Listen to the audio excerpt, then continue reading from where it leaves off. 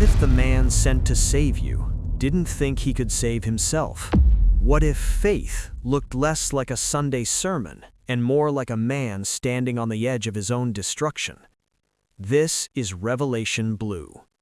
Philadelphia, a city of neighborhoods, a city of history, a city where the sacred and the street live right next door to each other. Devon Blue was once a preacher, a man who stood at the pulpit and spoke the word, but something inside him was restless. He felt misunderstood. He felt like the truth he was searching for wasn't there. So he left. He traded the church for a badge, the congregation for crime scenes. But the questions he was running from, they followed him into every case. The investigations Devon takes on aren't ordinary.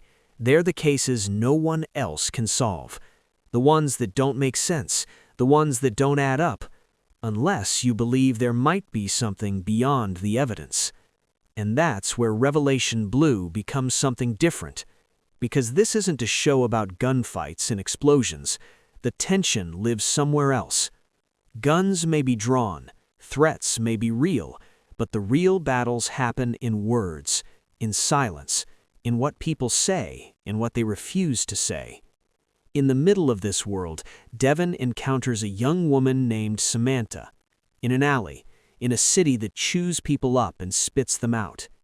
Around him is a Philadelphia that feels real, black, brown, immigrant, working, searching, a multicultural city alive on every corner.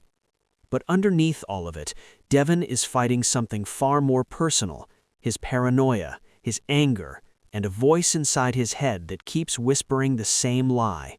You are not loved. You are not worthy. You cannot be forgiven. Revelation Blue asks a question most faith stories avoid.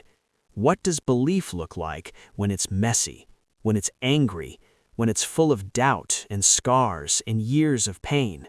Because real faith doesn't always look peaceful.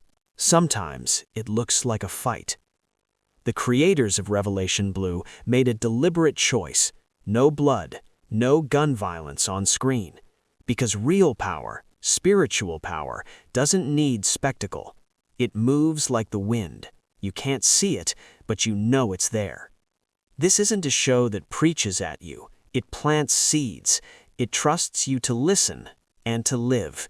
Stories like the Book of Eli, stories like I Am Legend, worlds where the spiritual runs quietly beneath everything, explaining nothing but changing everything. Devon Blue believes he is unlovable. He believes God has left him behind. He is wrong.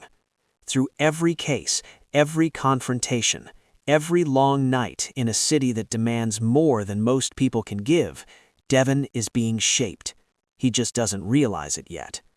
The real story of Revelation Blue is restoration. Not a clean restoration, not an easy one, but a real one. The kind that moves through anger, through fear, through selfishness and pain, and slowly becomes something stronger. Devon Blue isn't a perfect hero. He's a real one. Revelation Blue is a story about faith in the places no one expects to find it, about a man carrying light even when he can't feel it, about a city full of people doing the same. Watch it, share it, and listen.